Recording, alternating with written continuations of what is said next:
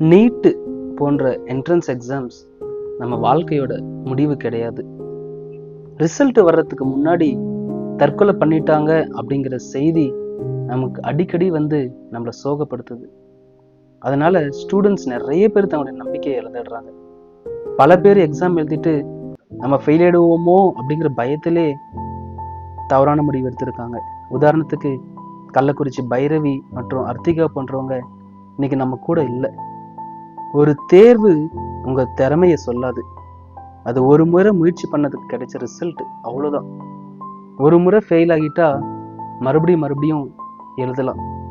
தோல்வி ஒரு அனுபவம் தான், அவ்வளவுதான். அதனால வாழ்க்கையில நீங்க பார்க்க வேண்டிய வெற்றி நிறைய இருக்கு. அதனால தற்கொலை எதற்கும் தீர்வு இல்லை.